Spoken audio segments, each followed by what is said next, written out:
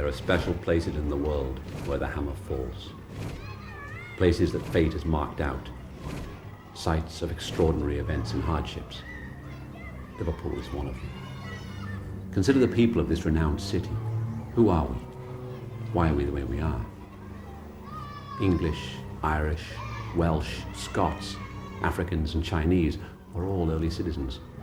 But modern Liverpool was shaped, informed, moulded and cast by one single event, the greatest disaster of the 19th century, the Irish famine. When the hammer fell on Liverpool, millions of desperate, starving people hit the city in waves. Where the hammer falls, the metal is beaten. It is forged stronger as a result. The people of Liverpool a century and a half ago were inoculated by suffering on such a scale as to be almost unimaginable. 10,000 dying in the fever sheds at Brownlow Hill. Epidemics raging through the courts and cellars of the city. Average age of death for Liverpudlians then, 15 years. Where the hammer falls, people know who they are. Identity too is forged through collective hardship. The Jews know who they are. So do the Palestinians. So do the Russians. And in their own way, so do the Scousers. Where the hammer falls, resistance builds up like a callus on a workman's hand. Liverpool is a site of extraordinary suffering and therefore a site of phenomenal resistance. In any struggle, we're first in and last out. You can see it in the social history of the city, which they didn't teach us at school.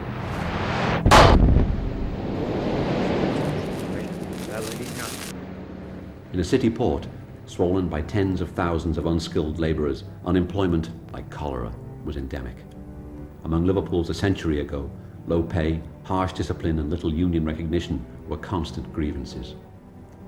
On June the 14th, 1911, the Liverpool seamen left their ships to initiate a general transport strike, the nearest thing to a revolution Britain had ever seen.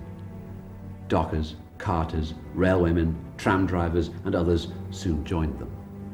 By August, 66,000 Liverpool workers were out and the city was at a standstill. Food rotted where it lay. Nothing moved, except the thousands of mounted police and troops drafted into Liverpool from outside, seen here guarding the movement of horse-drawn food carts at Tunnels Road Junction with Wavertree Road.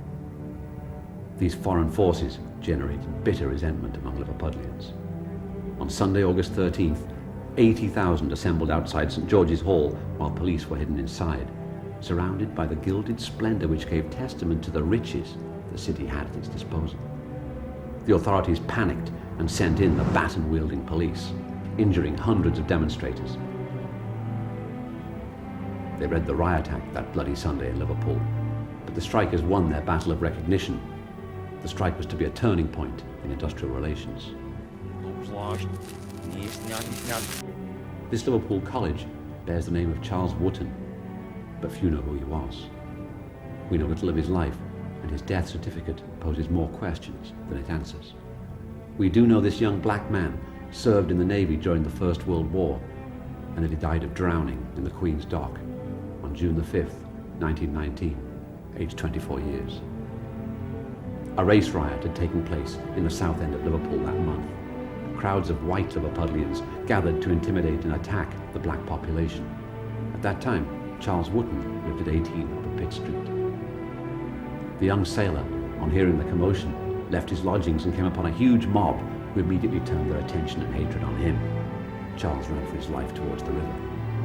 He threw himself, or was thrown, into the Queen's Dock, where he remained trapped until eventually he drowned, watched by the crowd who pursued him. The anti-black riots continued. Houses in Stanhope Street and Hill Street were burned down. 700 black men were imprisoned at Cheapside for their own protection. Some wanted them repatriated to their place of birth. For most, that meant going back to Toxteth or the Dingle. In Liverpool in 1919, divisions of the police force joined in a national protest. Of the police in London, a mere 10% refused to work. In Liverpool, as ever, the strike had real impact. Almost 50% of the entire police force, 850 out of a total strength of 2,000, refused to work.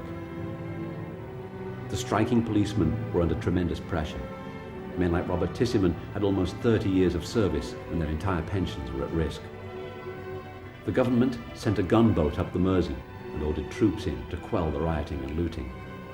After it was over, all strikers were sacked and all pension rights withdrawn. They were never recovered, despite numerous appeals.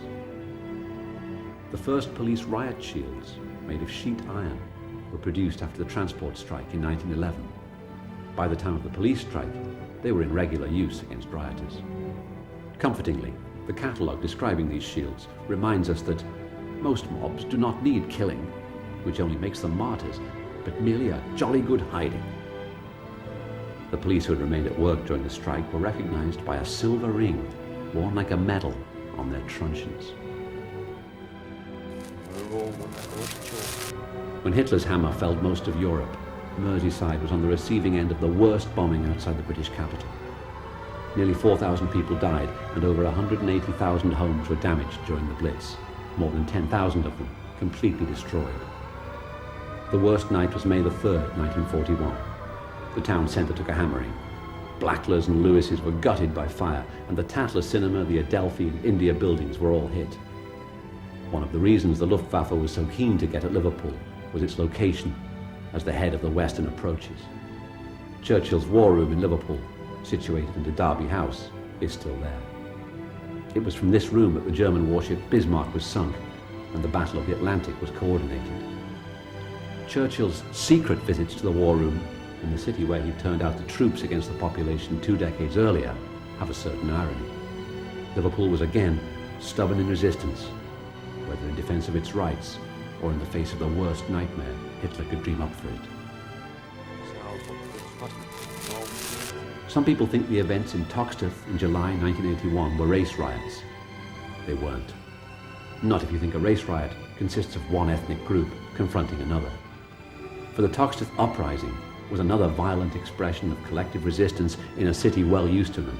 In reality, an anti-police riot where blacks and whites together, mostly from Toxteth, fought the uniformed officers of law and order to a standstill. Thatcher had been in power just over a year, but disharmony and mistrust had tarnished the relationship between police and civilians in the South End for decades. Britain had never witnessed civil disorder of such a scale and intensity since the Civil War. The triangle, bounded by Lodge Lane, Upper Parliament Street and Princes Avenue, ignited like a tinderbox following an incident in Selborne Street. Young people in particular took to the streets and began a weekend of ferocious disorder, with the Merseyside police the principal target. CS gas was used for the first time on mainland Britain. Once again, Liverpool was in the front line. The Liverpool dockers had helped lead the great transport strike of 1911, fighting for union recognition and employment rights. Nearly 90 years later, they were still there in defense of very similar objectives. It was a fight even they couldn't win in the end, despite all their resilience. After over 2 years of picketing, they accepted defeat and watched through the fences as other de-unionized workers took their jobs. But their determined fight, involving wives and families too, was not unnoticed in the wider world. And characteristically, the 500 sacked dockers didn't just drop their heads and walk away beaten. They turned the suffering and hardship of their struggle into new art and new organization. Local writer Jimmy McGovern joined some of the dockers in the production of a powerful drama for television based on the strike. The money it earned helped the group develop a new base at the renovated Casablanca Club, where they're now running the Initiative Factory, an arts and multimedia center.